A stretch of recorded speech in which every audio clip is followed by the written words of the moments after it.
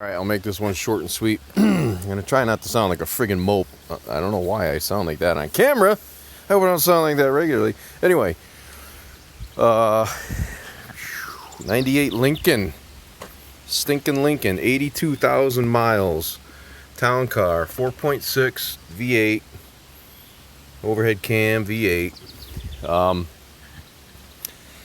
Engine noise. I had an engine noise. It sounded just like a knock, and I was like, no, there's no way this thing was running mint a few weeks ago.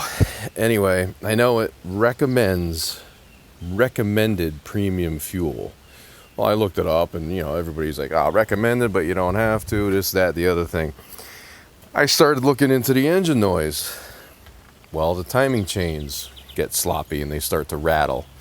It was really kind of like sounded like a knock, not so much a rattle. I'm 52 years old. I've been wrenching on cars since I was 10, helping my father. So I've got 42 years. I'm not an ASE certified mechanic, but I have rebuilt motors, transmissions, motorcycles, dirt bikes, cars, trucks, you name it. I've done a lot mechanically. I know what a knock sounds like. I've had cars. Hold on a second. Okay.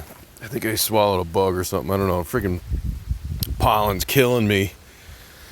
It's late May in New England and it's like dust.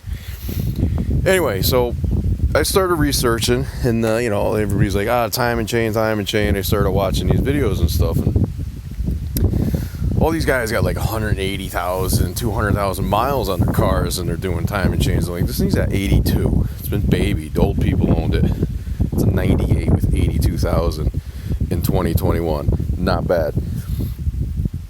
Shits and giggles, I remembered. I was like, you know what? I put a couple half tanks of 89 in it, and it was running. I always have the radio on. Under like mild acceleration, I was getting a knock, and it didn't sound like detonation. It sounded like something in the motor.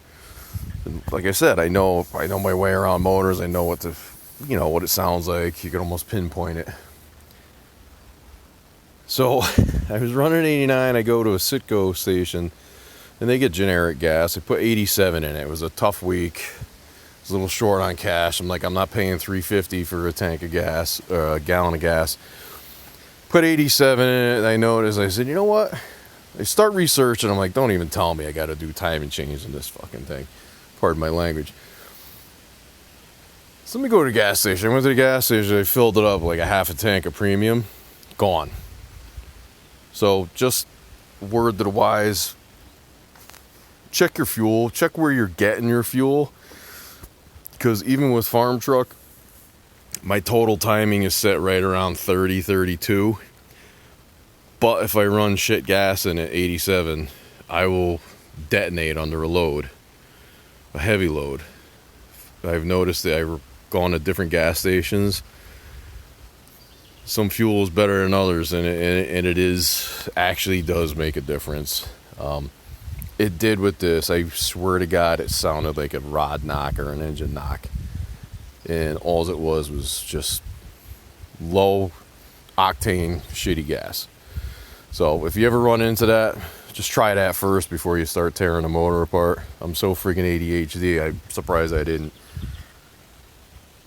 Coming up next, as you can see, this is taken off the cowl. Battery's disconnected. Seats are back all the way. Yeah, the heater box is coming out. I went and picked up a heater core today, because if you're going to do the heater box, why the hell wouldn't you do a heater core at the same time? So you start tearing the cowl apart to get at my nuts on my studs on the back of the heater box, and I'm going to jump right into the dash. That'll be coming up in bits and pieces.